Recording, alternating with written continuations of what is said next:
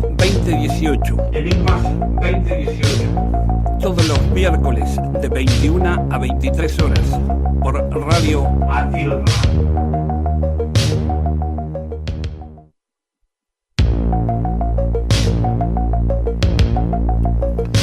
Buenas noches. Bueno, aquí estamos nuevamente. Buenas noches, Ricardo. Buenas noches para todos. Buenas noches, Carlos. ¿Cómo andás? Bien, en el nuevo programa de Enigmas 2018 Sí, por Radio Atilra. Programa número 37. Vamos llegando, ¿no? Estamos llegando al final. Falta poco. Vamos a dar la séptima parte del caso Victoria, que en este caso ya no es el periodista que entrevistaba al grupo Citefa, sino que es un testigo que ha tenido varios casos, un testigo importante de Victoria. Esto fue que el año 1991, cuando Citefa, que pertenecía a las Fuerzas Armadas, fue a investigar a Victoria el fenómeno ovni que comenzó a producirse en esa zona. Después vamos a poder ver si los podemos comunicar con el médico psiquiatra Néstor Berlanda de Rosario, Sí. que es investigador de fenómeno ovni desde hace muchos años. Tiene 3 libros publicados. Creo que ahora hace poco salió su tercer libro publicado, llamado Detrás de la niebla, del caso Juan Pérez. Sí.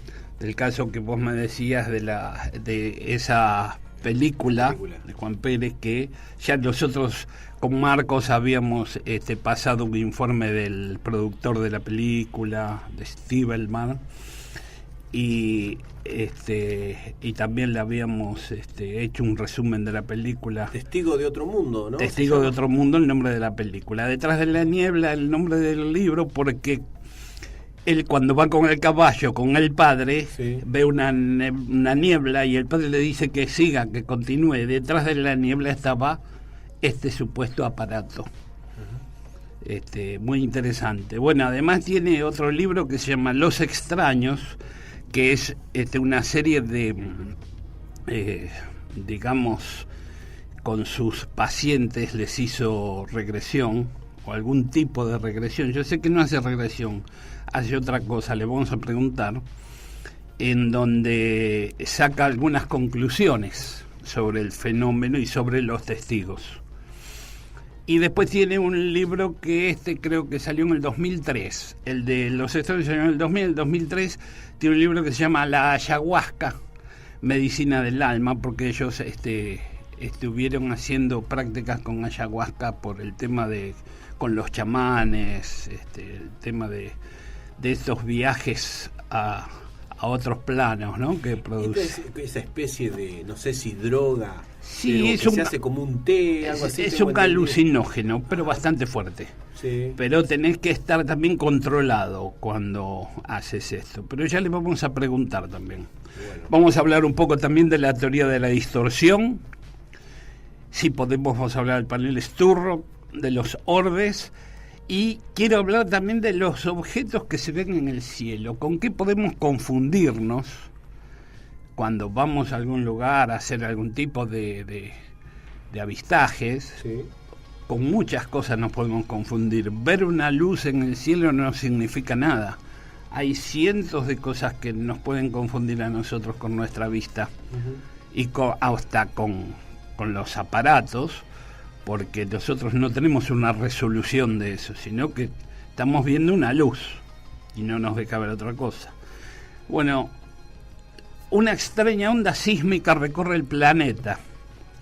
Ese es algo relacionado quizás con ese pequeño sismo que tuvimos en Buenos Aires, aquí en la provincia. Quizás tenga algo que ver. Y después, bueno, tenemos el gran agujero azul en Belice, en el mar. En el mar, sí. Algo estuve viendo. Bueno, se comenta que se va a hacer un documental.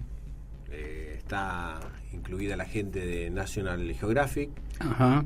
también está rondando un nieto del gran Jacques Cousteau. Y bueno, se va a empezar a filmar. Salió una noticia, quería comentarlo por ahí con Bueno, con ahora la gente. después lo comentamos. Si alguno puede ir viendo, como para comentar también qué sabe de este agujero. Es impresionante la foto que está en Sí. internet dando vueltas. Y después supimos también que en Saladas, en el programa de Fernando Silva Hildebrand, que está los jueves a las 23 horas, Sí.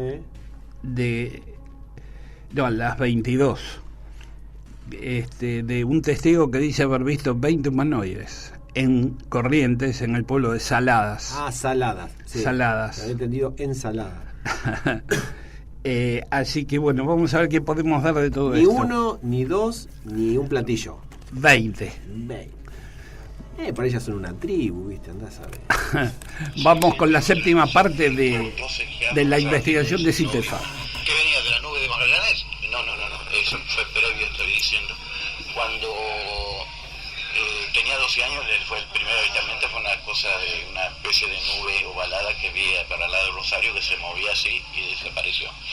Bueno, en el año 86, digamos, en febrero, que apareció el Jaile, o marzo creo que fue, me picó la curiosidad porque decían, yo había oído que venía acompañado de una centenar de platillos volantes. Yo más, me gustaba un poco, siempre me gustó mirar el cielo, los meteoros que he visto y todo eso. Y cuando de golpe veo las nubes de Magallanes, o sea, esa una grande, una herbosa grande, otra más chica, veo un parpadeo. Y una noche, me acuerdo que Victoria estaba de corso, veo que se bajan destellos de allá arriba, en azules y blancos. Yo con otro muchacho, Ortigosa, trabajamos, yo estoy encargado del matadero frigorífico municipal de Victoria, y está en las afueras, o yo puedo observar eso. Y me interesó ya, después veía en la siguiente noche circular por todo Victoria, lucecitas azules y blancas, por ahí al rojo rara vez. Bueno, yo no sé, yo desconfiaba, aviones no eran, no hacían ruido. Después esas lucecitas se asemejaban a lunas. Me acuerdo que Victoria estaba de corso y yo veía de allá, porque yo me subía arriba del tanque del agua, andaban circulando como 3 o 4 esferas. ¿Como muy altas? No, cerca, como observando así. Después se detenían por largo rato y a veces se hacían invisibles de golpe y volvían a reaparecer. Bueno, esa constante está desde el año 86 hasta ahora. Soy el único, le digo con total modestia, soy sincero, soy la única persona que he seguido observando eso. Y yo creo que instancia mía, Ramón Pereira filmó eso, porque yo le había comentado cómo se venían de la laguna. Se veía un hombre así, desde esa época que agarraba para el río. A veces venía acompañado de otro, parecía, porque hacía un destello rojo, verde o azul o blanco. Y nada más. Pero ya a partir de varias veces, ya digamos de un par de años atrás, ya venía, le agarraban como los patitos en hilera. De a 2, de a 3. Como en formación. Sí, como en formación. Y yo le decía, como yo le decía a varios, cuando vengan a ver lo que yo veo, nadie me creía. Cuando yo di por primera vez la alarma, que en Victoria me llamaron que yo estaba loco, que era un inusual, bueno, la cuestión que yo decía que era como galope gusano, y ahora comprendo que el famoso sisá, andar así. Son a veces son lucecitas amarillas opacas y a veces hacen destellos. Bueno, y tanto cuando se dio la alarma, en aquel año, en el 86, el matadero municipal, pero se llenó de autos, gente y todo, que ilusos, creían que iban a aparecer siempre. Y eso parecía que escapaban, ¿no? De eso escapaban a la manifestación, a las luces, los movimientos. Bueno, entonces yo lo llevé una vez a Pereira en el año 86, y justo en el lugar donde se veía yo le mostré uno bastante grande, que él fue con otro muchacho y confirmó por radio de que realmente había ovnis en Victoria. Después otra vez tuve uno a 50 metros que a las 2 de la mañana nos vino de golpe a baja altura y se paró como a 50 metros. destellando luces tremendamente. Justo llegaba Pereira esa noche porque yo lo había llamado, que por aquel lado, yo digo, atrás del hipódromo, yo veía 3 luces amarillas. Y decían que para mí eran cazadores. Cuando esas 3 luces amarillas levantan vuelo, pero levantan vuelo, a mí me llamó la atención, no así, sino levantaron vuelo para arriba, recta para arriba. Bueno, entonces lo llamo a Ramón. Justo Ramón va esa noche a las 2 de la mañana. Y venía un camión, cuando se nos aparece ese objeto, se queda estacionado atrás de un puente. Y venía un camión pidiendo señales de luz, desesperado. Cuando pasa el puente, yo veo que el camión se queda sin luz. Cuando pasa frente a nosotros le vuelve la luz de nuevo. Y justo viene Ramón, el periodista que lo está atendiendo, me dice, ¿qué pasó, Fierrito? Porque a mí me dicen Fierrito Guzmán. Es que ese pedía luz y yo vengo con las luces bajas. Le digo, es por eso que la porquería que está allá atrás, a todo esta masa había tomado un color metalizado, plomizo, y se alejó despacito, se fue. Bueno, ese fue lo más cercano que yo he visto. Bueno, muchos vieron, yo les llamé invasión ovni a Victoria particularmente, cosa que la gente acá no previó eso, no se dio cuenta. Yo les llamé una invasión, porque era una invasión, andaban por todos lados, yo veía que andaban circundando todo Victoria, y eran lucecitas, como les digo, siempre andaban, hacían chispazos azules y blancos por todo. Rara vez se manifestaban así como lunas, como le dije, como esas que andaban circundando Victoria. Bueno, fue así que me quedé solo, eso pasó la primera euforia, yo me quedé solo, pero siempre observando. Por ejemplo, una noche estaba en mi casa, en el medio del patio, estaba tomando mate, eran como las 9:30 de la noche, y siento como un ruido, como un silbido, y veo una luz amarilla que se desplaza. ¿Silbido o zumbido? Un zumbido era, sí. Se desplaza así, y atrás venía otra luz roja, y era como, hizo un ruido como el helicóptero, pero fueron 3 o 4, ta, nada más. Y se alejaron las dos así, pero dieron una vuelta así, se perdieron. ¿Esas eran brillantes? La primera luz brillante, la otra roja era un rojo, pero no fuerte. Era como si uno lo hubiera pintado con un lápiz que no destellaba nada, era un rojo opaco, digamos. Bueno, esa fue una vez. Después, muchas veces, yo estoy elaborando un informe con todos los casos de que me he ocupado yo del año 86, de 86 y prácticamente, que si ustedes me dan la dirección yo después les voy a enviar todo, la copia, todo eso, son varias hojas, ustedes lo analizarán, porque yo soy el primero en inquietarme que se investigue y se llegue a ciencia cierta esto. Bueno, con el asunto de la filmación de Ramón Pereira, que yo le insistía, se fue a esa chacra de este hombre Basaldúa, y filmaron ese ovni que yo miles de veces estaba cansado de verlo, de haberse acompañado, como les comenté, porque tomaban así, venían de aquel lado y tomaban así. Ya les digo de aquel lado de a dónde salen, porque ya les dije que yo creo que está la base. Bueno, ¿podés llevar ahí? Si quiere, ahora yo lo llevo. Cuando terminamos de... Pero sí, ningún problema. Pueden entrar porque andamos con una casilla, una casa rodante, una F350. Solamente que preguntemos en la garita, yo le voy a preguntar a los muchachos cómo está el camino. Porque si por ahí nos quedamos encajados, ¿viste cómo salimos? Claro, yo pienso que no va a haber problemas. Bueno, resulta que yo seguí, cuando Ramón filma eso, yo ya sabía incluso de más grande, y había recogido testimonios. Sí. Había recogido testimonios de gente lugareña, de gente que viven cerca de mi casa, que habían incluso visto esas esferas aterrizadas, como una vecina, que es la señora del capataz del hipódromo local, de don Ramón Hernández. Ella estaba esperando el colectivo, como yo veía esas luces siempre. Le digo, doña Cecilia, ¿usted ve las luces? ¿Qué luces? Las luces esas que se vienen de arriba. Pero estoy cansado, Ricardo, cansada, dice, y este hombre duerme con el marido, que un poquito le gusta el vino. Y las otras mañanas, dice, las otras noches de madrugada, dice, yo salí afuera porque sentí un pequeño ruido, no sé. Y era el perro que se había ganado, empujaba la puerta llorando. Y dice que sale afuera y ve 3 seres, con un hermoso, dice que era, con traje verde lumínico, digamos, brilloso. y le dice qué hacía, que ella era una pobre vieja, que cómo le iban a asustar, etc.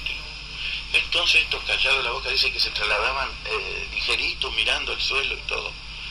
Y ellos se meten, se abren una puertita, dice, antes que ellos, no la abrieron ellos, se abrió de la esfera una puerta y entraron.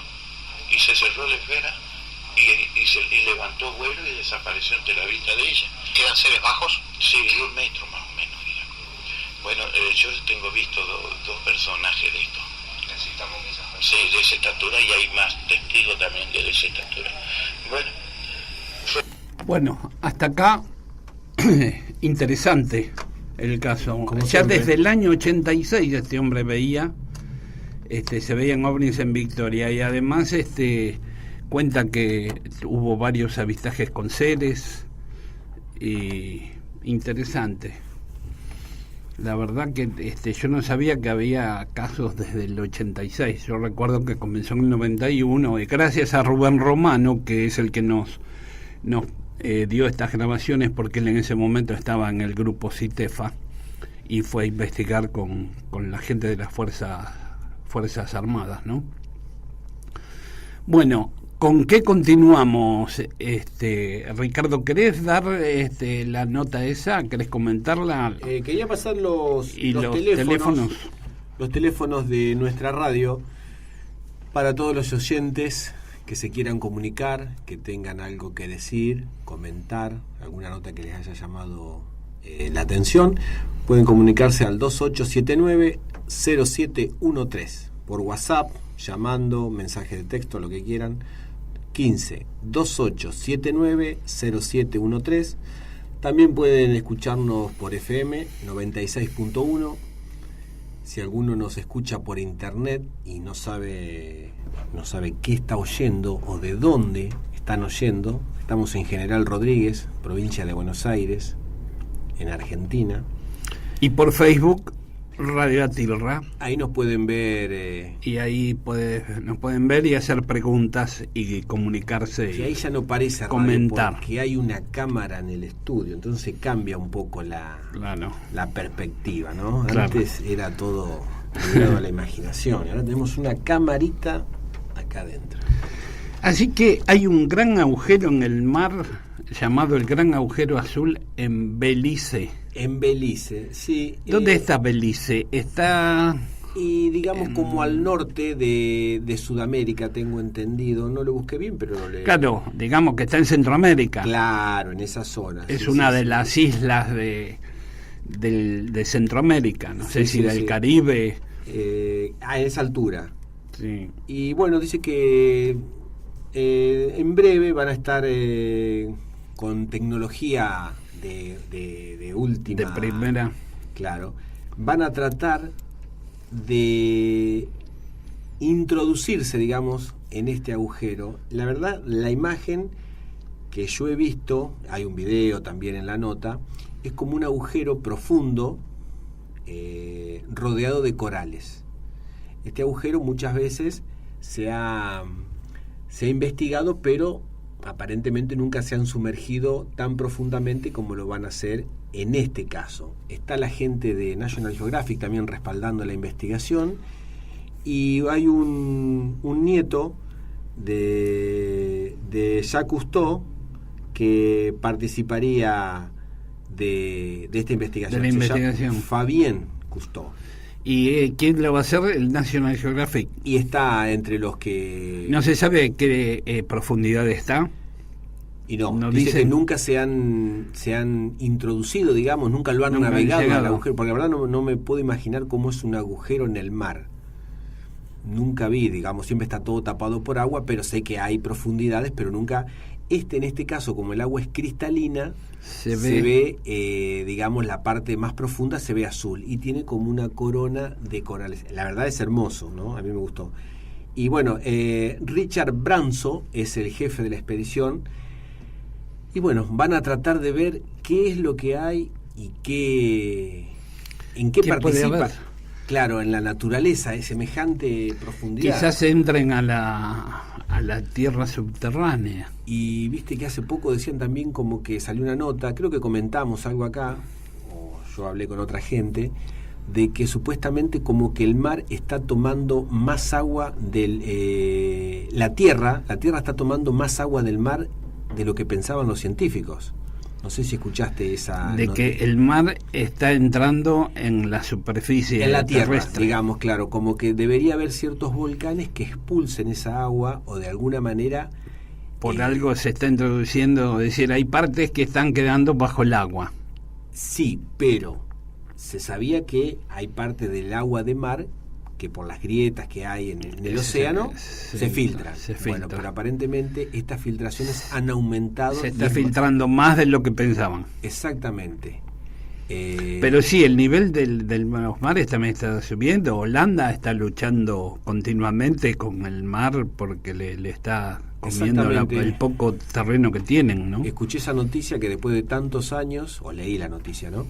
Después de tantos años de tomar agua dulce para los cultivos, la misma tierra que le habían ganado al mar está cediendo, dicen que entre otras cosas, porque el terreno no está preparado para semejante volumen de agua en tantos años. Claro. Y está cediendo, como que está bajando.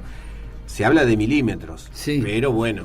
Sí, pero a la larga, después de muchos años, bueno, siempre hay cambios climáticos, como estamos en un cambio climático. Estamos en el cambio climático y cambios de que a muchos años va cambiando la disposición de la tierra y del mar.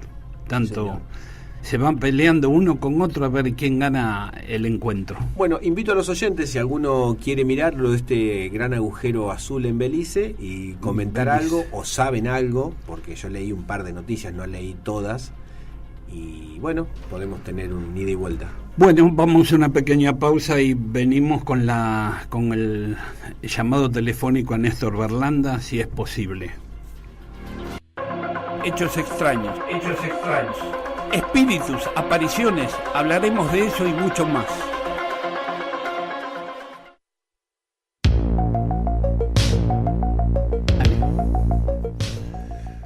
Bueno, aquí estamos nuevamente.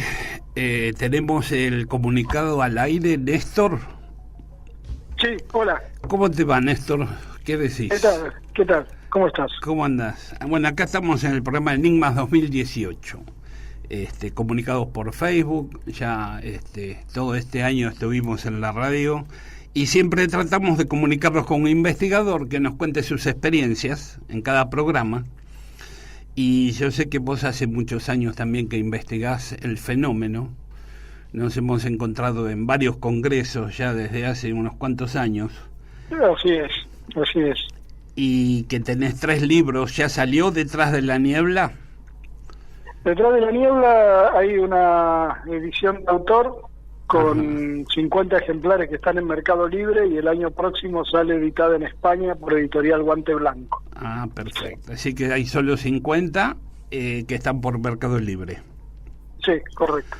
Que es del señor Juan Pérez, ¿no? Que fue tan interesante el tema de la película y de poder contenerlo, digamos, ¿no? A Juan. Sí, el libro trata, digamos, hay una primera parte que tiene que ver con digamos, una especie de introducción a lo que son los estados no ordinarios de conciencia, a lo que es el chamanismo. Deslizo una idea o una hipótesis, digamos, de trabajo que tiene que ver con algo que hablábamos cuando estuvo aquí en Argentina, justamente por la película del doctor Jacques Vallée. Sí. Que él me decía que muy probablemente pudiera haber en el tema de las abducciones, por ejemplo, que también se traslada a las experiencias cercanas a la muerte y también se traslada a situaciones de encuentros extraordinarios y mucho más en el chamanismo. Sí. Un componente genético. ¿Por qué? Porque hay familias de abducidos, hay familias que tienen encuentros extraordinarios, hay familias enteras que tienen experiencias cercanas a la muerte, y obviamente el linaje que existe en el chamanismo. Y bueno, de alguna manera lo que arriesgo como idea y como hipótesis es que sí es posible ese mecanismo genético a través de la mayor producción de una molécula que se produce en el cerebro, que facilitaría, digamos, este tipo de fenómenos, ¿no? Que la molécula concretamente es la DMT. ¿Cuál, Eso sería todo, ¿cuál molécula? Dimetiltriptamina, DMT. Ajá. Esa primera parte, digamos, también hago una referencia al tema de los sueños entre los guaraníes, es, digamos, una introducción a lo que después es directamente el caso de Juan, con lo que no se ve en la película, digamos, lo que no... El caso de Juan es mucho más amplio, tiene un montón de aristas realmente increíbles, que cuando uno ha podido ir investigando y profundizando se ha encontrado con sorpresas verdaderamente, como por ejemplo el tema de 4 encuentros, 2 de ellos bastante fuertes que tuvo después del encuentro original del año 78. Ajá. Juan tuvo una experiencia cercana a la muerte, por ejemplo, por un accidente que tuvo. Muy interesante el tipo de experiencia que tiene, porque no es el típico túnel con la luz al final, sino que se ve arriba de una montaña donde tiene que hacer una elección. Así que hay un montón de cosas, y hay más cosas. La película, por ejemplo, muestra tan solo 10 o 15 minutos de la primera regresión que le hice a Juan. Sí. Esa regresión, que está completa en el libro, dura 1 hora y pico, 1:12 aproximadamente, y después de esa regresión hubo otras 2 regresiones más, una de unos 40-45 minutos y otra de unos 25 minutos, donde hubo más información. Hay otras líneas que hay que seguir trabajando, porque hay más cosas, así que bueno, un poco todo esto es lo que deslizamos en el libro, conjuntamente también con los testimonios de las otras 2 personas que vivieron hechos en Venado Tuerto en el año 78, en esa semana. Sí. En 5 días se produjeron 3 casos, Sí. pero el director, Alan, pudo reencontrarse con estas personas 36 años después. Sí. Y bueno, está el testimonio completo de esos de reportaje, ¿no? Que lo interesante también es que hay algunas diferencias con lo que ellos vivieron en el 78, con el relato de lo que ellos vivieron en el 78 con ahora, cosa que no sucede con lo de Juan. Lo de Juan es el mismo relato. Claro. Néstor, ¿qué tal? Buenas noches, Ricardo es mi nombre. Sí, hola Ricardo. ¿Qué tal? ¿Podrías ponernos en claro o qué se entiende por regresión para las personas que no somos del tema o queremos tener el dato? ¿Cómo la hacen ustedes, digamos? Pero ¿qué es una regresión para los que no son? Bueno, concretamente, en primer lugar, vale bien la pregunta. O sea, en primer lugar, la regresión no es hipnosis. Uh-huh. No es hipnosis. Es una técnica de una relajación profunda que lo que hace es explorar en aquellos recuerdos que no estaban en el consciente, con la particularidad que la persona en ningún momento pierde el control o el registro de lo que está viviendo. ¿Qué quiero decir con esto? Que si la persona de pronto está recordando, rememorando una experiencia muy importante para él y no la quiere comunicar a la persona que está haciendo la regresión, en este caso, digamos, yo, no la comunica. Uh-huh. Pero eso facilita que después se pueda retrabajar el tema, porque el recuerdo no es que uno le dice te vas a acordar ahora, no, se acuerda porque lo que se hace es como abrir la cajita de los recuerdos y que salgan aquellos recuerdos que no estaban en el consciente. Sería una relajación profunda. La regresión se utiliza también, de hecho, en algún momento de mi carrera profesional la he utilizado también en el consultorio, con algunos casos puntuales, justamente para poder trabajar algunas situaciones traumáticas de la niñez o de la adolescencia, pero quiero recalcar esto, que no es hipnosis, porque en la hipnosis el sujeto queda, si se quiere, a merced del hipnotizador. Y esta relajación... ¿Cómo? La relajación que vos lográs en la persona, ¿es mediante una charla o mediante un medicamento o mediante música? ¿Cómo se logra que la persona se relaje? No, con la palabra. Con la palabra. Sí. O sea, se busca un lugar donde se esté tranquilo Sí. y se empieza a hacer una inducción, como si fuese una meditación guiada, por decirlo de alguna manera, pero con otras técnicas que apuntan a que haya una mayor relajación en la persona, ¿no? Claro. En algunas personas tarda más, en otras menos. Obviamente, lo interesante es que cuando vos de pronto ya conocés los tiempos y los gestos de la persona, a lo mejor que en la primera regresión que hicimos con Juan, para que entrara, fueron 20 minutos de estar hablando para llegar al punto que uno quería llegar, para que se pueda producir el hecho de poder sacar recuerdos, ¿no?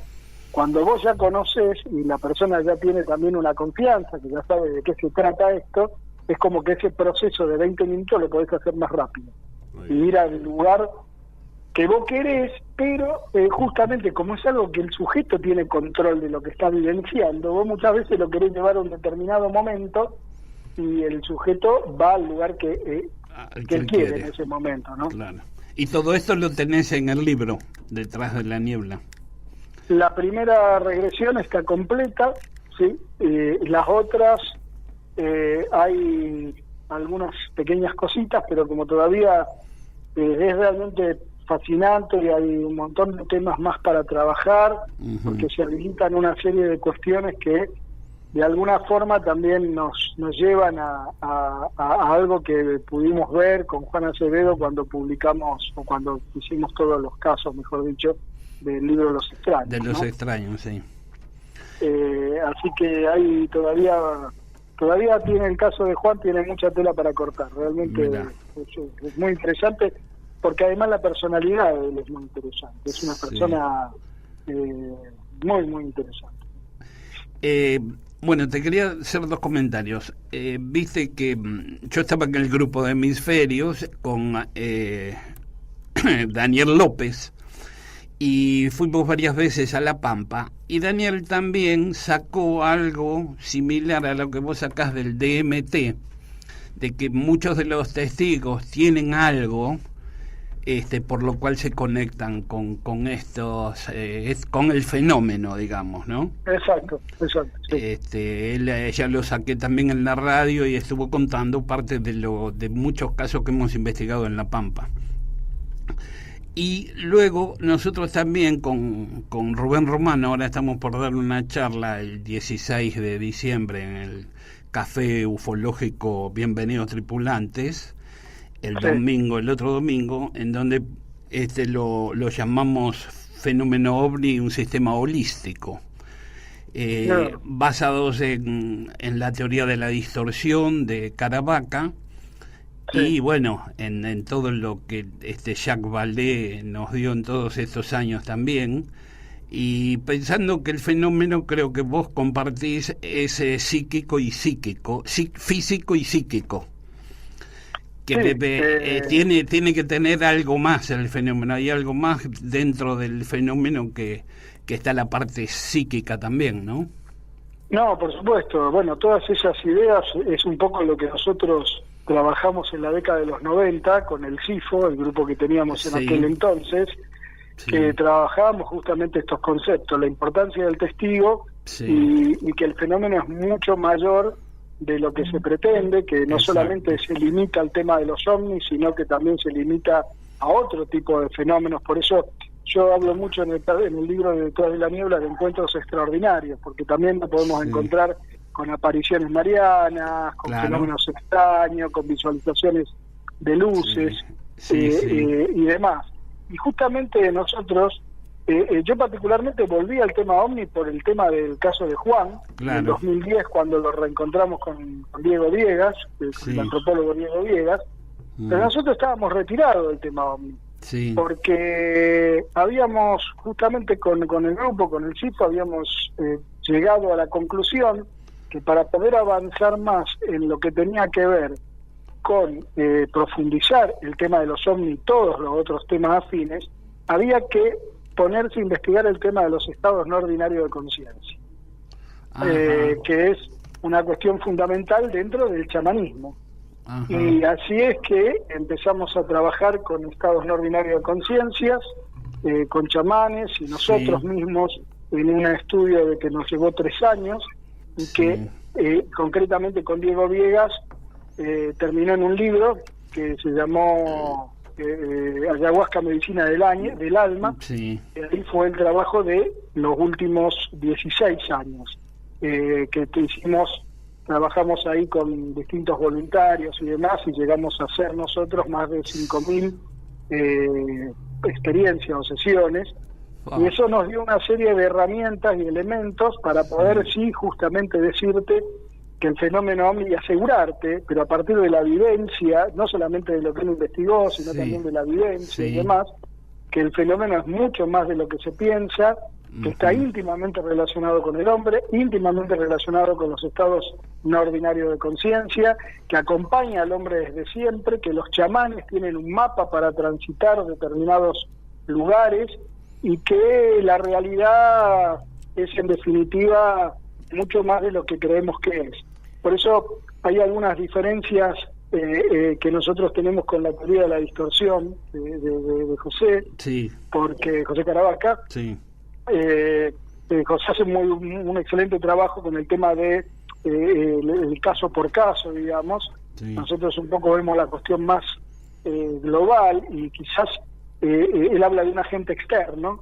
Para nosotros, más que un agente externo, es un plano más de la conciencia. Él lo ve desde afuera y ustedes lo ven desde dentro de la persona. Claro, es afuera, exactamente, es afuera y adentro, es las dos cosas. O sea, no podemos distinguir una afuera y una adentro, porque sería otro plano más de la conciencia. Lo mismo que la cuestión de la materia efímera que él habla. No habría materia efímera, porque lo que tendríamos que preguntarnos ahí es qué es la realidad. Claro, ¿qué es la realidad?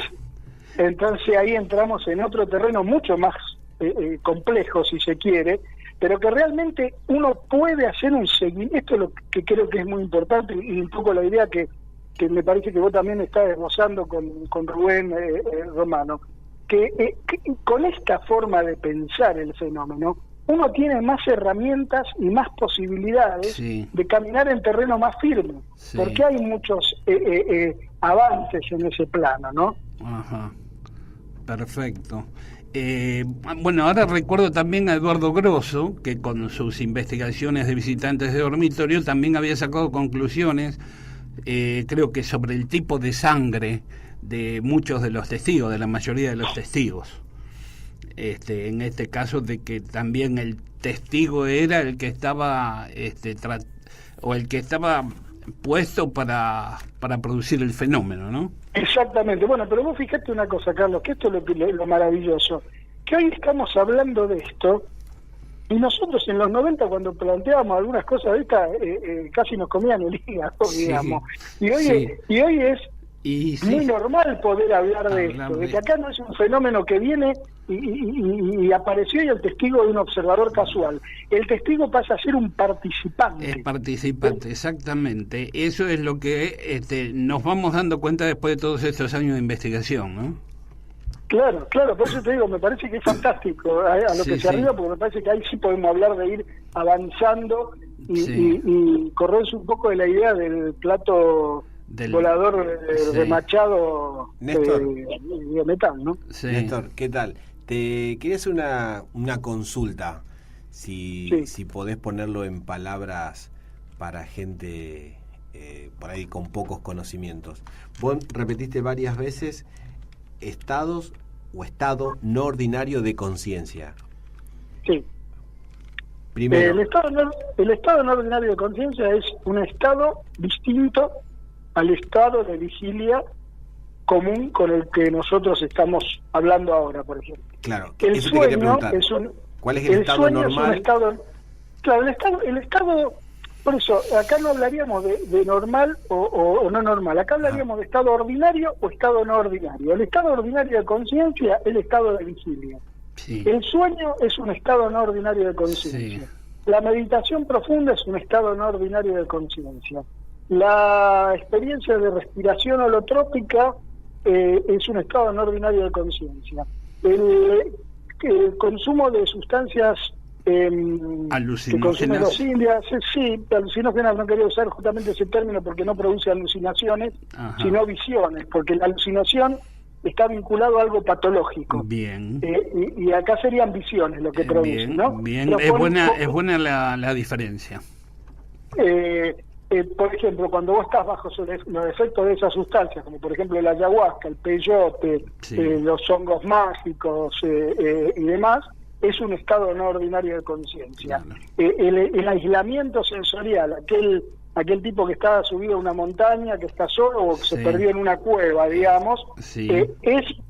provoca un estado no ordinario de conciencia. Sí. El ayuno prolongado provoca un estado no ordinario de conciencia. Ajá. Y lo interesante es que todas estas situaciones de estado no ordinario de conciencia muy probablemente tengan como un factor común el tema de la mayor producción de dimetiltriptamina, La DBT. la DMT. Bueno, acá está Damián Pérez, que te manda saludos, Eduardo Dopazo, Muchas gracias. y dice que hoy es tu cumpleaños, ¿es verdad? Sí, es mi cumpleaños, sí. Ah, bueno, feliz cumpleaños. Hoy es Bueno, muchas gracias. el cumpleaños Muchas de gracias. Silvia también, de Silvia Sí, Simondini. también, ayer Sí. fue el de Fabio Serpa también. Sí, ayer fue el de Fabio. Sí, somos todos sagitarianos. El libro Los Extraños, hay una nueva edición en España, ¿verdad? Correcto, sí, salió este año. Reediciones Anómalas hizo una reedición de Los Extraños, lo cual para nosotros fue un honor, porque es una editorial que reedita justamente algunos textos clásicos de estos temas. Sí. Y está editado al lado de Sobre las cosas que se ven en el cielo de Carl Gustav Jung. Sí. Ahora va a salir Las profecías del Mothman, Ajá. Communion de Whittle Stryber, se editó Mensajeros del Engaño de Jacques Vallée. Van a ser todas reediciones. Ya salieron, esos ya qué salieron. Bueno, qué bueno. Ya salieron esos textos, bueno, de autores obviamente muy importantes, bueno, y John y Keel. también el tema de Los Extraños, ¿no? Sí. Fue reeditado con unas 20 páginas, digamos que nuevas, que dan una especie de presentación. Creo- Vos sabés que Sí. revisando, porque calcula que Los Extraños es un libro que salió editado por MC en el año 2000. 2000, eso iba a O decir. sea, tiene 18 años. 18. Y la ayahuasca en el 2003. 2013, sí, 2013. Tres. Salió Ayahuasca. Sí. No, fíjate que Los Extraños, revisando, porque cuando uno se dedicó a otros temas, digamos que lo dejamos ahí en Sí. el arcón de los recuerdos al libro, ¿no? Sí. Y ahora cuando volvimos con estos temas, revisando algunos casos, hay una cuestión muy interesante. Yo no sé si vos tenés el libro, Carlos. Sí, lo tengo. Bueno, fíjate que después del caso de Julio Plantner y del caso del Sur, hay otros dos casos donde prácticamente dicen lo mismo las dos personas que tuvieron estos encuentros, Sí. que es el resumen, digamos, de lo que dicen, sería: no vienen de afuera, vienen de adentro. Sí. Es algo muy viejo Sí. que acompaña al hombre y que no tiene tanto que ver con extraterrestres. Lo dicen Recuerdo las personas eso. que son- No vienen de afuera, vienen de adentro. Exactamente. Y vos sabés que me sorprendió muchísimo un libro nuevo que salió de Whittle Stryber, que se llama, con otro autor que no me voy a acordar ahora, que es una persona especialista en el tema de historia, que se llama Supernatural. Supernatural. Sí, está en inglés. Ese libro, curiosamente, en un congreso de ayahuasca nos lo recomienda Dennis McKenna, que es el hermano del famoso Terence McKenna, Sí. que justamente Terence McKenna investigó los estados ordinarios de conciencia, Sí. etnobotánica, vivió experiencias muy interesantes, y él nos Ajá. recomienda, cuando le comentamos que estábamos en Sí. estos temas también, nos recomienda el libro Supernatural. Mira. Y Supernatural me llamó mucho la atención porque Whittle Stryber, que más allá de lo que uno puede pensar o no de Sí. su obra, Sí. lo cierto es que una experiencia que fue también una película y demás, que parece tan concreta, tan material, tan física, digamos, él habla justamente de esto que estamos diciendo. de que el fenómeno ovni es otra cosa, que por más que él podría haber pensado que eran extraterrestres, él hoy dice que no son, que son otra cosa y que tienen una realidad física y psíquica. O sea, exacto. Ya esto de una realidad física y psíquica no solamente lo dicen los investigadores del fenómeno, Sí. sino que lo que es más interesante lo dicen las personas que vivieron el fenómeno. Los testigos, sí. Sí, Y ahí sí. ya entramos en otro terreno, porque ya no te están hablando de una cuestión de que de un extraterrestre y demás, te está hablando de otra cosa, ¿no? Sí. Bueno, es muy interesante ese libro, recomendable. hay un libro de Virgilio Sánchez Osejo, OVNIs, lo psíquico y lo físico del fenómeno. Estoy tratando de conseguirlo. Sí, vi el título también, pero no lo tengo, sí. Y también creo que debe hablar de esta misma realidad, ¿no? De esto que estamos hablando nosotros en cuanto a lo que es el fenómeno, cómo se está investigando. Bueno, Jacques Vallée ya lo venía diciendo hace años. Jacques Vallée y el que lo venía diciendo también, que en su momento... Era Hynek. Era Hynek, ¿viste? Era Hynek también decía. Exactamente. Hynek le dijo a Rubén Romano en el Congreso de Rosario, en el 82. En el 80. En Mendoza. Mendoza le dijo que el fenómeno ovni se movía como Alicia en el País de las Maravillas. Ya en el 80 le decía eso. Claro. Y Hynek, que era un astrónomo que uno supondría que tenía una mirada mucho más física de las cosas, ¿no? Sí. Bueno, en el libro de los extraños vos lo que tenés son experiencias de haber tratado con varios pacientes de que decían haber tenido encuentros cercanos, ¿verdad? O abducciones.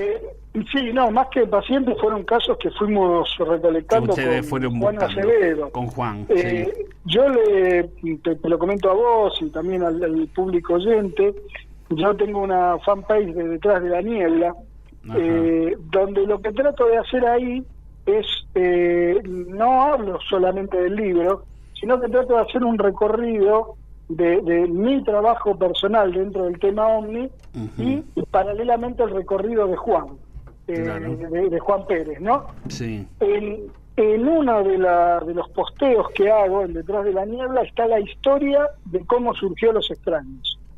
Y ahí cuento que fueron 33 casos que nosotros tuvimos en distintos lugares del país, que recorrimos desde el norte hasta el sur, Río Negro, de los cuales fuimos decantando. De esos 33 quedaron 16, y de esos 16 finalmente son 6, creo que van en el libro, pero hay 16 casos, inclusive hay algunas fotografías de los archivos que tengo, de escrito a máquina y desgrabaciones y demás, que también fueron muy interesantes en esa recopilación, que nos permitieron ya tirar algunas líneas en lo que tenía que ver con la relación con el chamanismo, en lo que tenía que ver con lo que nosotros dimos llamar en su momento la hipótesis Calfet, que era que la figura del gris era la representación de la muerte y renacimiento, o sea, por eso era la imagen de una calavera y un feto, la simbiosis, digamos. Pero fueron casos que fuimos a buscar, o sea, a partir de algunas presentaciones nos fueron llevando los casos, nos fueron llegando, y por ejemplo terminaba un programa de radio, en esa época no estaba internet como está ahora, y había gente que llamaba, inclusive cuando tuvimos una vez una aparición con Julio Plamner, en un programa de Anabel Ascar en aquel momento en Telefe, también hubo gente que llamó y de ahí pudimos ir a investigar esos casos. Que hay una cosa interesante, estos casos creo que la única forma de trabajarlos es con una investigación participante, es decir, no es simplemente recolectar los datos y volverte a tu casa, es interactuar con el testigo en varios momentos, en varias ocasiones, conocer cómo es la dinámica familiar y demás, que es la única forma de poder acceder y ver un poco más, ¿no? Yo creo que fue el gran error de la omnilogía siempre, que a veces el investigador iba, sacaba los datos y después no volvía nunca más. Sí, y, sí. y ahí se perdían cosas en el camino. Claro, es una verdadera investigación, seguir el caso durante un tiempo prudencial para ver también cómo el testigo va evolucionando después de que le pasa eso, ¿no? Bueno, vos fíjate, Carlos, que la importancia porque se dio así, porque digamos con Diego Viega en el 2010 dijimos Sí. vamos a ver si encontramos a Juan Oscar Pérez y se dio. Pero lo importante del caso de Juan es que tenemos la oportunidad de ver la evolución de un caso OVNI a lo largo de 40 años. Claro. Cómo influyó eso en el testigo, cómo está el testigo hoy, qué fue todo lo que le pasó. Y es muy interesante. Sí, sí. Muy interesante. Te llevo nuevamente a la ayahuasca, la medicina del alma. ¿Puede cualquier persona hacer este tipo de experiencia con la ayahuasca o tiene que estar conducido por alguien? No, en primer lugar hay que evaluar si la persona no tiene algún tipo de problema del orden de la psicosis y demás, que puede llegar a ser bastante preocupante si es eso. Nosotros dejamos de hacer experiencias, más allá de que yo inclusive durante un tiempo pude trabajar con algunos pacientes y demás, porque desgraciadamente hoy día todo el mundo hace experiencias de ayahuasca de cualquier manera y de cualquier forma. Claro. No hay una entrevista previa, no hay un seguimiento de la persona que hace la experiencia, que se movilizan cosas muy fuertes y después si alguien no las trata, no las trabaja, quedan flotando. Hoy la situación está muy complicada, hay que tener muchísimo cuidado, porque cualquier persona da ayahuasca de cualquier manera. Claro. Y es un proceso que la persona tiene que hacer una dieta antes, tiene que saber qué es lo cuál es su condición psíquica, si toma medicamento o no lo toma, hay que tener un cuidado durante la experiencia, hay que tener un cuidado después de la experiencia, con un seguimiento, si todo lo que se movilizó ahí no trajo algunas consecuencias que, bueno, un profesional de salud mental lo puede absorber a eso y poder retrabajar, es muy importante como herramienta psicoterapéutica. Pero bueno, hay que tener un marco para esto, ¿no? Ajá. ¿Ustedes mismos hicieron las experiencias con ayahuasca? Nosotros, en lo personal, tuvimos 3 años y medio trabajando, haciendo experiencias cada 15 días. ¿Y qué se siente? ¿Qué es lo que se ve? ¿Dónde va nuestra mente, nuestra psiquis? A lo más profundo de tu psiquis, o a lo más profundo de tu ser interior, en parte. En otras partes podés tener un viaje al plano o al mundo de los chamanes, donde te encontrás con cosas muy interesantes y muy similares quizá a lo que puede relatar algún testigo de estos encuentros extraordinarios. Pero lo más importante es que vas a lo más profundo que vos tenés. Inclusive la experiencia propia es como que tiene un GPS que te lleva no a donde vos querés ir, sino a donde vos necesitas. Entonces vos vas a hacer la experiencia a lo mejor con la intención de trabajar, no sé, ponerle una separación. Y la experiencia te lleva a que vos vislumbres, no una separación, sino que vos vislumbres una cuestión de un trauma infantil, por ejemplo. Claro. Sí. Puede ayudar en algunos casos, es bueno recomendarlo. Sí, totalmente, pero sabiendo con quién se hace y de qué manera, ¿no? Y yo recuerdo que creo que en alguno de los congresos contaron que en una de las experiencias vomitaron porque es fuerte y por eso hablas de la dieta. En la selva se le llama la purga, porque justamente te puede producir vómito y diarrea, pero forman parte de la experiencia, porque el centro del vómito está ubicado en el centro de las emociones. Por lo tanto, cuando vos vomitás, vos sabés qué es lo que estás vomitando, o qué conflicto estás vomitando. Aunque parezca, mirá vos, dicho así, parece muy simple, pero bueno, pasa verdaderamente. Bueno, para terminar, Néstor, ¿están reflotando el grupo SIFO? Sí,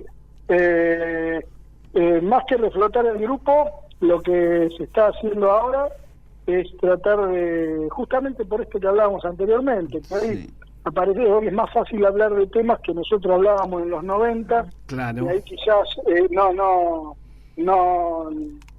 hoy aparecen como novedad, digamos, y hay algunas cosas que nosotros ya lo hablábamos por aquella época. Entonces lo que pretendemos hacer es, nos juntamos, o sea, estamos hoy manejándolo por el tema de las redes.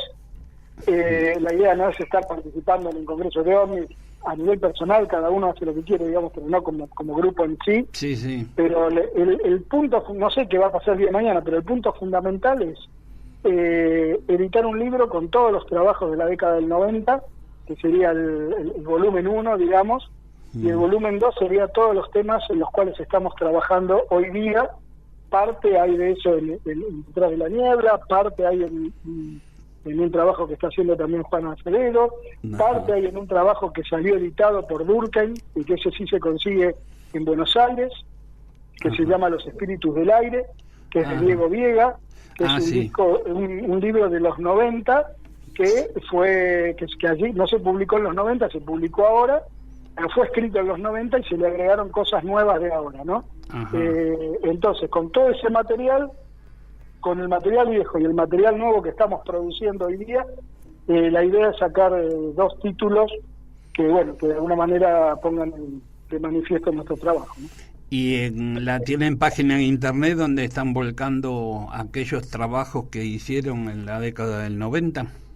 Hoy por hoy hay una página de Facebook que sí fue el legado, donde hay algunos escritos, y próximamente vamos a ir publicando, en una página vamos a ir publicando algunas de estas cosas, pero estamos en proceso, digamos, de lo que estamos haciendo hoy día es juntar todo el material que tenemos. Ese sería el punto hoy, filtrarlo, retrabajarlo, digitalizarlo, porque hay mucho material que está en papel y no está... Claro, porque no está en digital. No existía la internet, era todo, lo hacíamos a máquina, Claro, máquina de escribir. Sí, recién empezaba la computadora y algunos trabajos, así que estamos en esa tarea hoy día. Bueno, acá se han unido Guillermo Daniel Jiménez, Diego Abaca, te manda saludos. Cómo no, igualmente para ellos. Y todos te mandamos feliz cumpleaños, gracias por tu tiempo. Y hay una última pregunta. Sí, Néstor, no llegué a anotar el autor del libro que nos recomendaste, Supernatural. Es Whitley Strieber, el de Comunión. Y lo conseguís en digital por Google Books. Bueno. Pero en inglés. En inglés, sí. Está. Lo tendremos que traducir. Te dejamos para que festejes tu cumpleaños. Bueno, sí, tengo la familia esperando. Y te agradezco mucho tu tiempo y en otro momento ya nos vamos a comunicar y nos hablaremos. Cómo no. Muchas gracias por la oportunidad y estoy a tu disposición, y un abrazo grande a todos los muchachos. Gracias a vos, Néstor. Hasta la próxima. Bueno, nos vemos. Hasta luego. Chao. Bueno, ¿qué te pareció? ¿Te gustó? Muy interesante.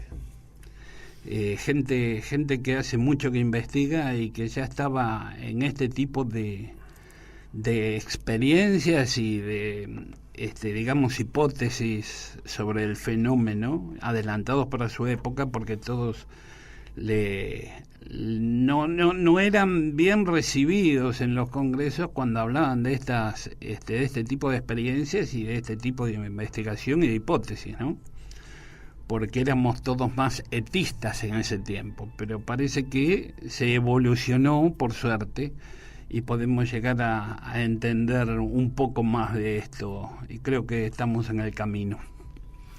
Y entonces, ¿cómo sería cuando se mandan naves al espacio? ¿Sería para encontrar un nuevo hogar para la humanidad? Porque si no hay extraterrestres... No. Esto no quiere decir que no hay extraterrestres. Bueno, pero por eso, convengamos, NASA buscaría un nuevo hogar. Convengamos que el fenómeno es físico y psíquico. Sí. Si es físico, quiere decir que también puede existir la nave. Pero hay un componente psíquico que nosotros lo dejábamos de lado. Pero creo que hay que ponerle atención tanto como al físico. Vamos a una pausa, volvemos enseguida. Vamos a una pausa. Así nos relajamos. Encuentros cercanos. ¿Existen los ovnis? ¿Qué hay detrás del fenómeno? Averigüémoslo juntos. Bueno, nuevamente estamos al aire. Estamos en Enigmas 2018, en Radio Atilra, y terminamos de comunicarnos con Néstor Berlanda, médico psiquiatra, investigador del fenómeno OVNI desde hace muchos años. Creo que fue muy interesante la charla y creo que me quedaron preguntas para hacerle, pero quizás en próximo reportaje. Justo la semana pasada estuvimos hablando algo de la conciencia. ¿Te acordás que nombramos esa palabrita tan... de a dónde está la conciencia, cómo se la puede sacar a flote, ¿no? Sí. Yo hablaba de la teoría de la distorsión de José Caravaca y voy a dar un párrafo solamente que es muy interesante, es como para ver desde qué punto él toma el fenómeno y lo llama un fenómeno lleno de interrogantes. Los interrogantes que se plantean alrededor de los encuentros cercanos con ovnis son innumerables. Muy lejos de presentarse como un fenómeno homogéneo, coherente y cuantificable, las experiencias de proximidad con los tripulantes de los no identificados nos acercan hacia un universo efímero y etéreo, donde los límites de nuestra realidad parecen desvanecerse por completo, indicando, entre otras cosas, que nos enfrentamos a un paradigma mucho más complejo que la posibilidad simplista que plantea la hipótesis extraterrestre. Es más, el estudio profundo de los encuentros cercanos, que por cierto son los que más datos pueden ofrecer sobre la verdadera naturaleza de los platillos volantes, evidencia la presencia de un factor mental muy importante, que es lo que hablaba Néstor Berlanda, ¿no? De la famosa molécula DMT, donde la psiquis del observador parece jugar un papel preponderante en la acción que se está desarrollando y ejecutando ante sus ojos. De hecho, una de las mayores rarezas que presenta el análisis de la enorme casuística ovni recopilada en las últimas décadas, la encontramos representada en la variopinta y casi infinita tipología de humanoides observados en los alrededores de los platillos volantes. Es muy interesante. Por el contrario, en casi todos los casos los humanoides muestran unos comportamientos muy similares, como si realmente lo único que variara o se modificaran las experiencias de proximidad con los ovnis fueran los superfluos elementos externos que la componen, o sea, el aspecto de los tripulantes, su artefacto volador y nunca el esquema interno del fenómeno. Por todo ello, intuimos la presencia de un importante componente psicológico en la gestación de estas experiencias, una distorsión de la realidad, un enigma que comienza a ser comprendido. Creo que es más o menos una idea de lo que se puede entender hoy sobre el fenómeno ovni, que está más allá de lo físico, pero también lo físico está. Seguro. Está como está lo psíquico, ¿no? En este caso. Bueno, cambiamos de tema. ¿Con qué continuamos, Ricardo? ¿Y con qué te gustaría? Hubo una extraña onda sísmica que recorre el planeta. ¿Qué hay de eso? ¿Qué pensás? Y pensar no pienso nada, porque el temblor que dicen que hubo por esta zona yo no lo sentí. No lo sé. Bueno, por acá no se sintió, me parece. Creo que en Capital hubo gente. En Capital sí, pero acá no. Por acá se ve que la placa tectónica no anduvo por acá. Sí anduvo por acá hace 3 años cuando fue el de Chile. Sí. ¿Recordás? Sí. Bueno, en este caso, una noticia que sale publicada dice que este fenómeno se inició el 11 de noviembre en la isla francesa de Mayotte, o Mayotte. Sí. Mayotte. Sí. Vos tenés más francés que yo. No. En la costa sudeste de África, al norte de Madagascar. Exacto. Bueno, dice que se han registrado ondas sísmicas y también esta información está refrendada por National Geographic. Claro. Lo que dicen de esta onda sísmica que está recorriendo el planeta y que pudo haber sido el causante de este pequeño terremoto que tuvo epicentro en Esteban Echeverría, a 35 creo que kilómetros del piso, Pero los científicos están desconcertados porque no saben a qué atribuirlo, si es un volcán que está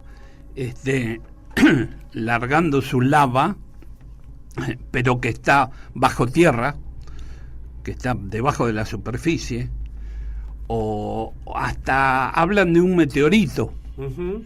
Hasta hablan de un meteorito que pudo haber caído en medio del mar y que sea en el Índico, y que sea el que puede producir esta rareza, ¿no? Esta onda sísmica que está recorriendo el planeta. Sí. ¿Por qué? Porque fue muy extraño, que también da para las teorías conspirativas de que el día que comienza el G20, nosotros tenemos, después de 130 años, un sismo en Buenos Aires, porque el último había sido en 1880, aparentemente. Llama la atención. Es llamativo. Es llamativo, pero bueno, eso lo dejamos para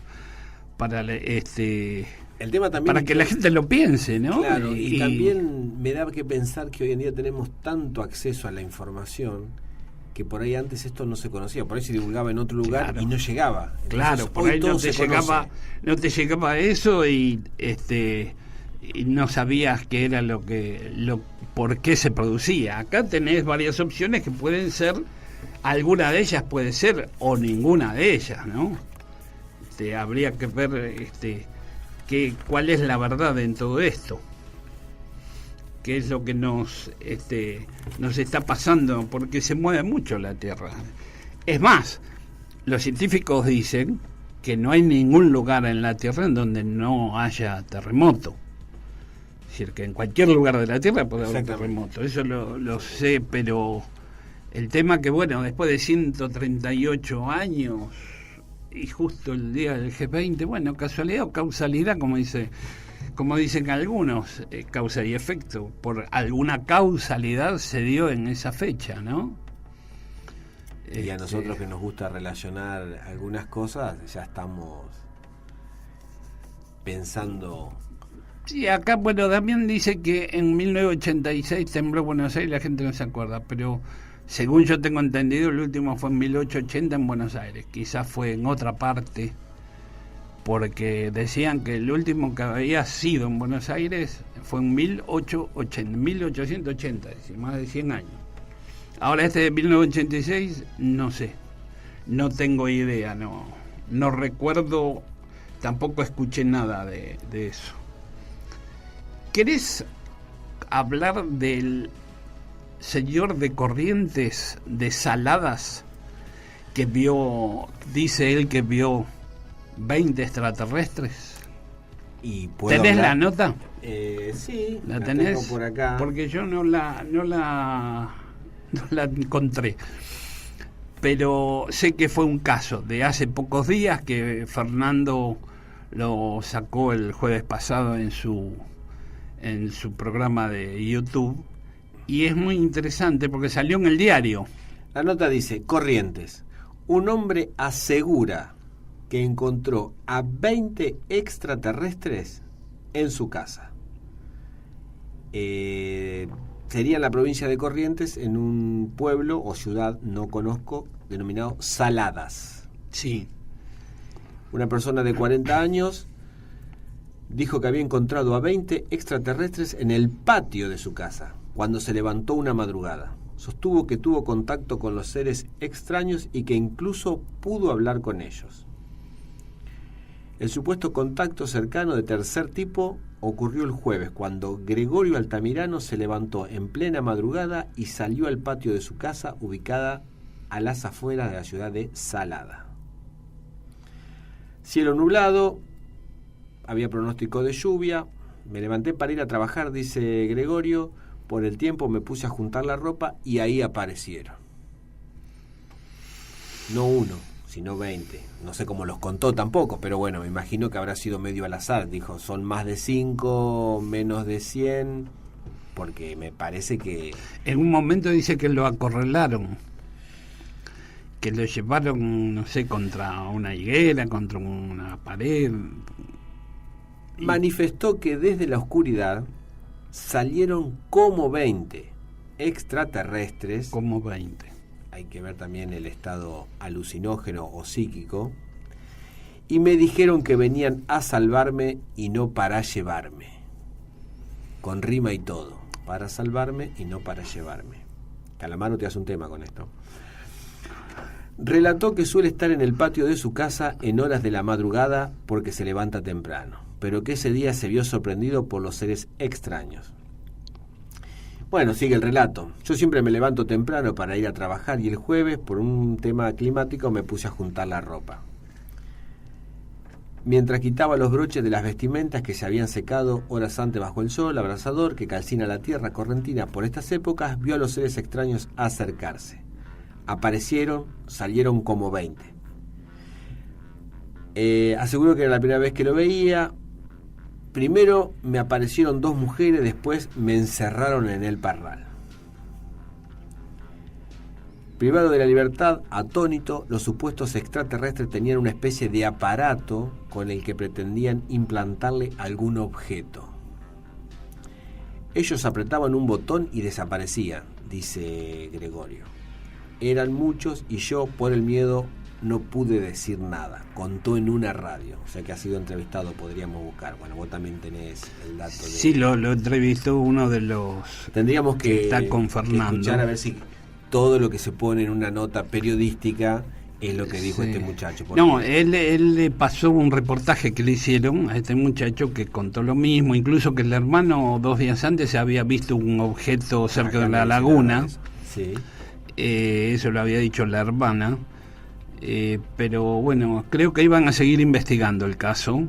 Esta persona que está allá iba a ver si podía hacerle otra entrevista al testigo. Es un caso muy extraño, ¿no? 20, yo, como lo decía Fernando, 20 humanoides. Recuerdo un caso en la localidad de Coglan, en la estación de Coglan, capital, en donde recuerdo que de los años 80 había testigos que dicen haber visto bajar una nave ahí en la estación de tren de Coglan. Sí, sí.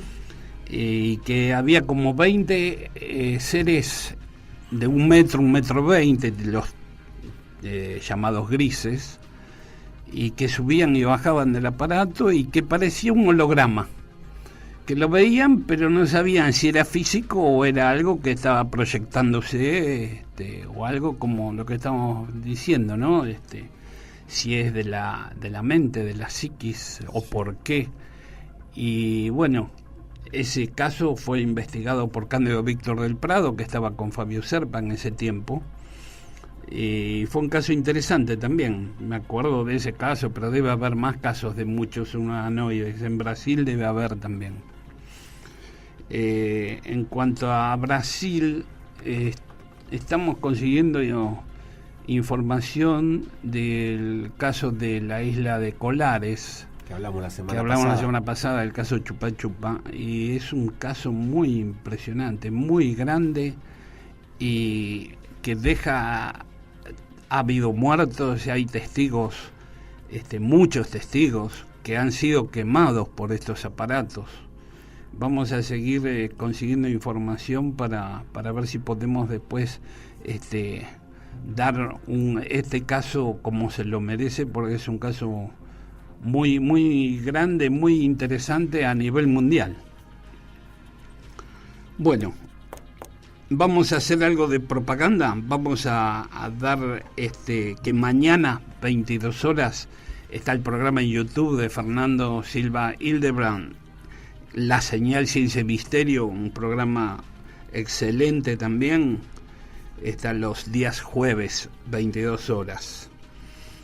Después tenemos el Café Cabo Polonio, que se va a hacer el domingo 16, última reunión de este año, en donde va a haber 3 charlas, en donde vamos a exponer con Rubén Romano.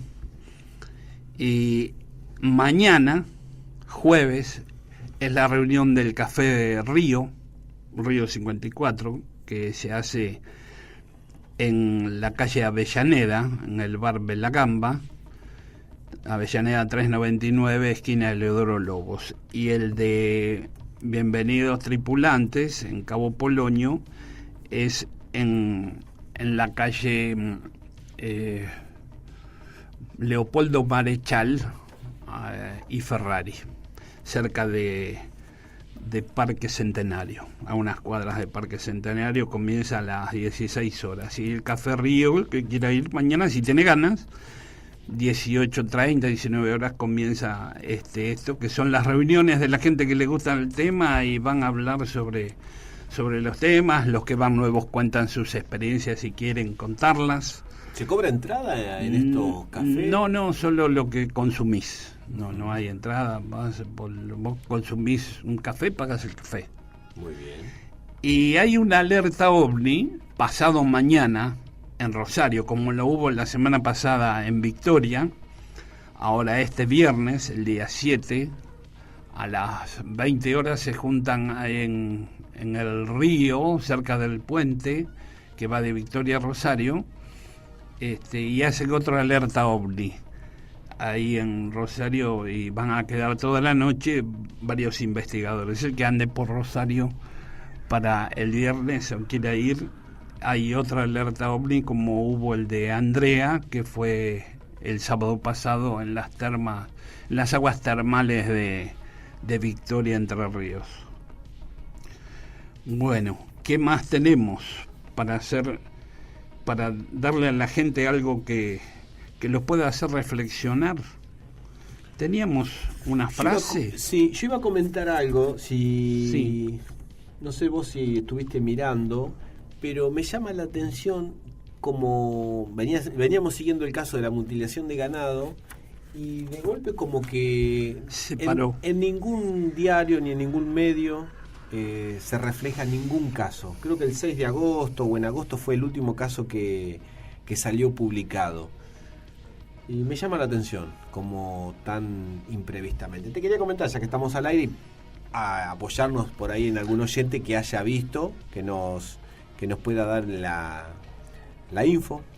Aparentemente hasta hace unos meses había muchas mutilaciones de ganado. No sé si se frenó porque no hacen la denuncia o porque no hubo más mutilaciones. Puede ser cualquiera de las dos. Sí, lo comento, ¿sabe por qué? Porque me llama la atención que oficialmente nunca se expidan de una manera razonable. Y, por otro lado, salen los medios algo así como que a los ganaderos los afecta directamente, porque vale mucho dinero hoy en día un animal, y como que la investigación nunca se hace, no se hace con nadie, más que una nota periodística que sale por ahí en un diario provincial o local. Es que no hay quien investigue esto. Bueno, digamos, son los investigadores de estos fenómenos que somos nosotros, que podemos llegar a investigar algo. Tampoco investigar, poder tener la noticia, sí. Porque después hay que hacer, la única que hace esto, que le lleva por ahí a los veterinarios y habla con ellos, o al SENASA, es Andrea Pérez Simondini. Pero después en los medios no sale, no sé si porque no les interesa el tema, porque no creen que sea algo extraordinario, o porque el SENASA ya hace años que se hizo un comunicado diciendo que era el ratón hocicudo, y a lo mejor mucha gente se quedó con eso, de que era el ratón hocicudo, y no ve otra cosa. Pero nosotros tenemos casos de animales que han sido mutilados y que los productores han perdido mucho dinero, como casos de los famosos tanques australianos que han quedado sin agua de la noche a la mañana también. Pero eso no sale tampoco en los diarios, en las noticias, no sé, quizás son noticias que no les reditúan nada, vaya a saber. O por ahí nosotros somos los que le damos importancia a este tipo de noticias, y a nosotros nos hace ruido. Para otra gente pasa desapercibida. Como Sí, por ahí para eso. nosotros otras noticias son Puede irrelevantes. ser, pero yo creo que es una noticia interesante. Ahora, los medios quizás no lo tomen en cuenta y les sirva más una noticia política o económica, ¿no? Puede ser. Para la gente. Sí. ¿Te acordás que hablamos sobre los orbes el otro día? Y tuvimos un caso... Tuvimos un caso de orbes con Marcos. Bueno, le mandamos saludos a Marcos. Que se está recuperando de su accidente de a poco. Ahí va. Ahora anda medio bajoneado, pero de a poco se va a ir recuperando. Lleva tiempo y bueno. Y lleva tiempo. Y tranquilidad. Y no hay otra forma más que esperar. No queda otra. Marcos, si nos estás escuchando, seguí teniendo fuerza, que vas a salir adelante. Totalmente. Sí. Los orbes. Llamamos orbes a las esferas luminosas que aparecen en fotografías y videos. La pregunta del millón es saber si son debido a incidencias ópticas o a la presencia de algún tipo de seres espirituales no visibles, como defiende Diana Cooper y Cathy Croswell en su libro Orbes para iluminarte. Todos sabemos que el espectro visual del ser humano es bastante limitado. Necesitamos instrumentos ópticos para captar las frecuencias infrarrojas y ultravioletas. Y si hemos podido entender muchos fenómenos físicos es gracias a las cámaras térmicas, porque nuestros ojos no los ven. Las cámaras ultrarrápidas, los telescopios, los microscopios, los fotómetros, los polarímetros, los reflectómetros y los refractómetros, etcétera. A raíz de la proliferación de las cámaras digitales, muchas personas están empezando a descubrir esferas de luz en sus fotografías. La mayoría piensa que solo son efectos ópticos, pero hay investigadores rigurosos, como el Dr. Klaus Heinemann, que han descartado esta hipótesis. Este investigador emérito del Departamento de Ciencias de Materiales de la Universidad de Stanford cita las siguientes razones para concluir que los orbes no son efectos ópticos. Existen fotografías de orbes en las que algún objeto los tapa parcialmente, lo que descarta la posibilidad de que sean efectos ópticos por partículas en el aire. 2. Las partículas del aire se mueven constantemente. Sin embargo, existen fotografías de orbes tomadas con segundos de diferencia en la que los orbes mantienen su posición. También descartaría esto, que sean partículas en el aire. Se ha fotografiado orbes en habitaciones especiales de investigación de materiales en las que se eliminan las partículas suspendidas en el aire, capaces de causar reflejos. 4. También se obtienen fotografías de orbes con cámaras no digitales, por lo que se descarta que sean debido a efectos en el procesamiento digital de la imagen de los sensores de la cámara digital. A pesar de que la interpretación de los orbes como pruebas de presencias invisibles al ojo humano no ha recibido un suficiente respaldo por parte de la ciencia y de la religión, conviene recordar que los físicos contemporáneos que trabajan con la teoría de cuerdas defienden la existencia de 11 dimensiones, y eso es interesante, la mayoría de las cuales no podemos captar con nuestros sentidos. Es decir, lo que quiere decir es que a lo mejor estos orbes están en otra dimensión que nosotros no vemos, y que si los físicos que alimentan la teoría de las cuerdas, puede ser que estos orbes estén en esa otra dimensión y que con los aparatos podamos llegar a ver, a entrar en esta otra dimensión, porque nuestro espectro de visión es muy chico, muy corto, muy limitado, muy acotado, porque no tenemos de punta a punta del ultravioleta al infrarrojo, hay 2 partes que no las vemos. Creo que vemos menos de la mitad. Bueno, Eduardo Paso dice, en el tema de las mutilaciones hay un gran investigador y mejor persona en Colón, Entre Ríos, que se llama Daniel Padilla. Podíamos entrevistarlo. Sería muy interesante, ya que hace mucho que está en el tema. Sí. Puede ser que a lo mejor lo traigamos para la próxima. Damián Pérez dice, me acuerdo que mi padre ya fallecido me dijo que pensó que estaba mareado y la lámpara del living se movía. Esto fue en Liniers. Él habla del de 1986, del terremoto del sismo. Habíamos hablado de Daniel Padilla, ¿no? Sí. Sí, sé que alguna vez lo entrevisté.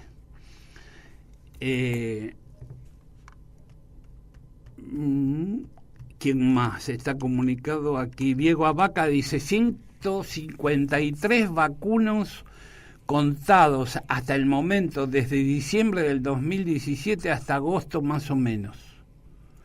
Es decir, que en agosto, viste que en agosto seguía habiendo mutilaciones, y Diego Abaca me mandaba, siempre cuando aparecían las mutilaciones, me manda. Son 2 camiones jaula, en plata 1,5 millones de pesos, y eso en las estancias es lo más barato. Es decir, que estos 153 vacunos contados en solo 8 meses, 1,5 millones de pesos. Y me imagino, por ejemplo, en las islas del Delta, que hoy en día hay tanto vacuno, ¿cómo te enterás si pasó o no pasó? Habrá un montón de gente que no llega ni siquiera a contar lo que le pasó. Porque es muy difícil que llegue alguien a investigar, que tome nota, que trascienda. Diego Abaca sigue diciendo: los estancieros tienen más problemas en papeles y estudios, etcétera, que prefieren enterrar las vacas y seguir trabajando. Aparte pueden clausurar preventivamente la estancia.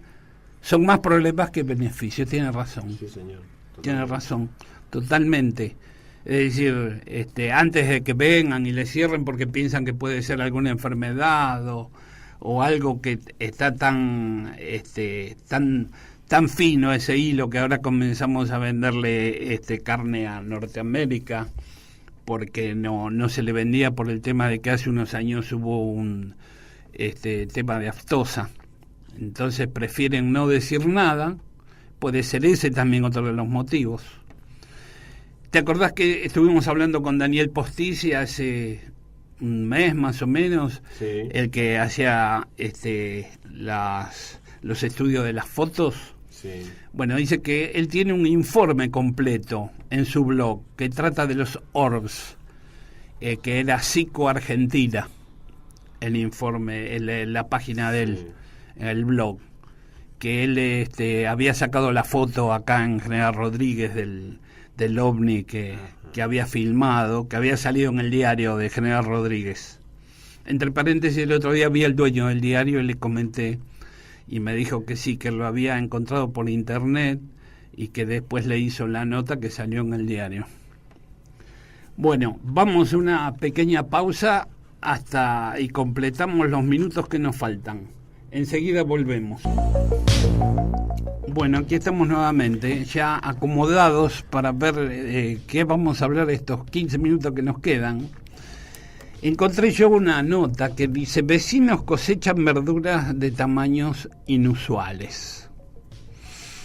Digno para el libro Guinness de los récords. Vecinos de los barrios Los Laureles y La Palomita, que está acá en Luján, a 17 kilómetros de acá, los podemos ir a ver un día, cosecharon por estos días un zapallo de unos 130 kilos y berenjenas gigantes que llegaron a pesar entre 7,5 kilos y casi 9 kilos. Grande, ¿eh? Interesante. A mí me linda balanza, ¿no? Para pesar ese zapallo. Entre varias personas tuvieron que haber levantado ese zapallo. En México, el Valle de las Luminarias se hizo famoso a nivel mundial en los años 70 por el cultivo de verduras y hortalizas gigantes. El campesino José Carmen García Martínez logró cosechar en el Valle de Santiago, mediante técnicas secretas que dijo haber heredado de sus antepasados, acelgas de más de 1,5 metros de altura y cebollas y coliflores de 15 y 43 kilos, respectivamente, y otras hortalizas descomunales como lechuga, nabos y rábanos del tamaño de una pelota número 5. El campesino manifestó ante los medios de su país y otros que llegaron atraídos por la curiosidad que para la siembra utilizó semillas normales, a las que previamente expuso los rayos solares de la mañana tras empaparlas en agua, pero que el proceso de sembrar lo hizo en determinados días según las posiciones de los astros. Creo que tiene que ver la luna. No sé si algún otro astro, pero la luna tiene que ver en esto. Otros lugares en los que se han cosechado verduras gigantescas son el municipio mexicano de Chapa de Mota, donde se han recolectado acelgas de más de 1,5 metros de alto y coles de 10 kilos. En Estados Unidos, los coles han llegado a pesar 38 kilos. Y en el poblado de Spalding, en el condado de Uncolshire, las coliflores alcanzaron 53 kilos de peso y las remolachas 18 kilos y las calabazas hasta 209 kilos. A esta lista habrá que agregarle 2 barrios de Luján, Los Laureles y La Palomita, donde vecinos cosecharon un zapallo descomunal y berenjenas de un tamaño tan desorbitante para alimentar a un batallón. Se terminaría el hambre en el mundo, me dijo alguien. Puede ser, ¿no? Esta semana, sí, Mariano Sanricueta difundió a través de su Facebook los frutos de su huerta. Hace 2 años comencé con la idea de cultivar calabazas gigantes y este año he tenido la gran alegría de obtener una calabaza de 130 kilos, aproximadamente según medidas. Para que sus palabras no se las lleve el viento, adjuntó fotos que respaldan el logro. Mi idea principal es difundir en Argentina esta práctica, dijo en la red social. Esta actividad, más allá de sus frutos extraordinarios, es algo que atrae mucho a las personas e incentiva a iniciar pequeños cultivos domiciliarios y con ellos un montón de relaciones positivas en nuestra sociedad, agregó. La cosecha del zapallo de medida XL la hizo este sábado, que pasó, con amigos que le ayudaron a sacar el bicharraco, como llamó a su impresionante verdura, como para hacer un puchero durante todo el milenio. Qué bárbaro. Berenjenas. En el fondo de su casa del barrio La Palomita, donde tiene la quinta de 20 metros por otro tanto, Victorio Del tiró en septiembre del año pasado una semilla de origen ucraniano. Al cabo de unos meses, la planta trepadora y abonada con bosta de oveja y vaca empezó a dar frutos descomunales. Este lunes trajo a esta redacción 2 fabulosos ejemplares del reino de los vegetales. Una berenjena pesaba 7,5 kilos y la otra 8,850 kilos. Sorprendido como todos, Del reconoció que este tipo de hortaliza no viene tan grande y explicó que la clave está en la procedencia de la semilla. No obstante, se mostró azorado por el crecimiento que tuvo el vegetal. No me pregunten la causa de por qué vino tan grande. Saben venir de 4 o 5 kilos, pero no de 9. Nada de técnica de riesgo, en particular no insolación de las semillas o estudiar previamente los astros para que confluyan de un modo tal que la verdura tenga medidas singulares. Del puso la semilla, la regó como cualquier otra planta y ahora puede comer berenjena hasta en la sopa. Tiene el mismo sabor que las otras, son muy ricas, aseguró el vecino, que planifica sacarle las semillas para hacer nuevas plantas y con el resto comerlas. ¿Vos me dijiste que tenías un compañero de trabajo? Sí, me había comentado. No, pero no tan grande, no que él había cosechado. Sé que, por ejemplo, el que sabe de cosechar, se utiliza, creo que el menguante de la luna para cultivar. Así como también cuando uno tiene que sacar pollitos, creo que sí se utiliza cierta fase de la luna para empezar. Creo que el menguante es el punto ideal. Y si algún oyente nos puede desasnar un poco, siempre recurrimos. Bueno, si conseguís alguna semilla, trae. Y bueno, repartimos. Sí. Bueno, se unió Miguel Ángel Reyes también. Saludos a Miguel Ángel Reyes a nuestro programa. En Findor es una comunidad en donde cosechan este tipo de verduras y que crecen muy grandes también. Dicen que tienen un pacto hecho con los ñomos. Ajá. Que ellos no los agreden y los ñomos les hacen crecer verduras de tamaños gigantes. En Findor, que es en Escocia, la magia es un componente fundamental para alimentar el espíritu de una comunidad. Y esta comunidad es un fiel reflejo de ello, con una historia asombrosa que se que se inicia en el año 1962. En esta comunidad llegaron científicos y personas de todas partes con el objetivo de conocer y aprender de ellos, las cuales poco a poco se instalaron con sus casas rodantes a vivir en el lugar, dando paso a una pequeña comunidad. Esta comunidad es conocida en todo el mundo. Y yo lo que estuve viendo, que acá en Navarro también hay una eco aldea, una ecovilla. Gaia se llama. Gaia, ecovilla en Navarro. ¿La conoces? Sí, fui. ¿Fuiste? Sí. ¿Y? Muy linda. ¿Qué hay? Muy linda. Lo que hay es un grupo de gente que se asentó en el lugar y llevan un estilo de vida por ahí un poco diferente al que todos estamos acostumbrados. Ajá. Es muy interesante visitarlo. Se puede visitar, está abierto al público, es más, es muy educativo, creo, ir a un lugar así. Interesante. Sí, Es decir, que ellos, por lo menos las verduras y las frutas no las tienen que comprar, Sí. las cosechan ahí. Cualquiera puede entrar a la página de Gaia, Ecovilla o Ecoaldea, creo que Ecovilla se llama, en Navarro, y hasta hay cursos.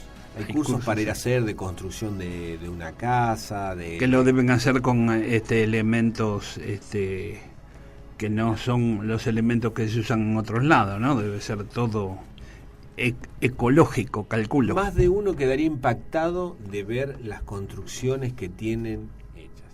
En internet hay varias imágenes, pero las casas que tienen son hermosas. Mira. Sí. Nada de cemento, obviamente, nada de ladrillo que conocemos.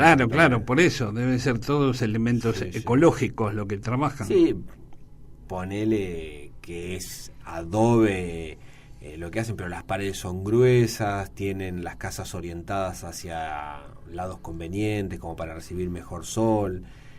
Algunas tienen como una laguna delante de la casa, cosa de que el viento pasa y la casa se refresca. Calculo que debe estar hecho en madera, piedra.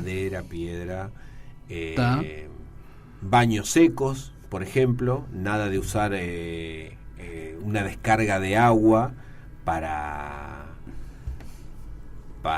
limpiar un inodoro. Por ahí mucha gente no sabe lo que es un baño seco, pero es un baño, ¿cómo explicarlo?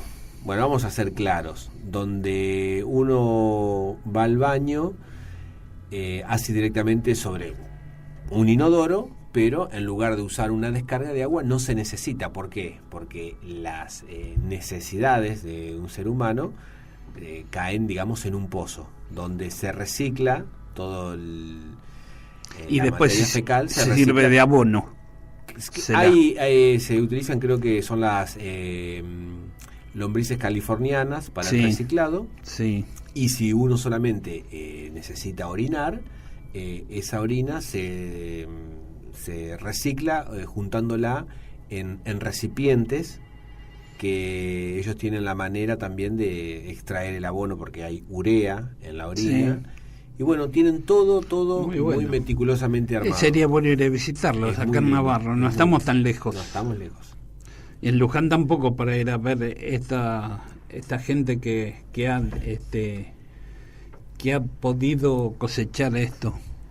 Bueno, se unió Pelusa Arjona, ya Andrea Argüello estaba ya con nosotros, a Miguel Ángel Reyes ya lo nombré. Cambiamos de tema, ¿qué es el minimalismo? El minimalismo, bueno, te comentaba eso, vos venís por el tema de un documental que estuve viendo. Los invito, como siempre, a todos los oyentes a que lo puedan ver.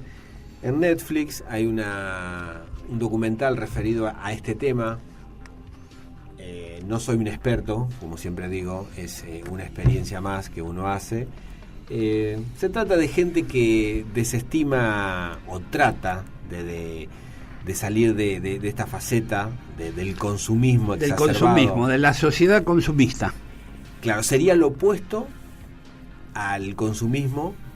Y bueno, como que Nace de la necesidad de dos personas de cambiar su estilo de vida, están disconformes, llegan a darse cuenta, otra vez volvemos a la conciencia, me parece a mí, uno toma conciencia de que no está siendo feliz con lo que hace, no sé, 10 pares de zapatillas, 15 jeans, 20 camisas, ese que necesito. Minimalismo es tratar de consumir lo menos posible.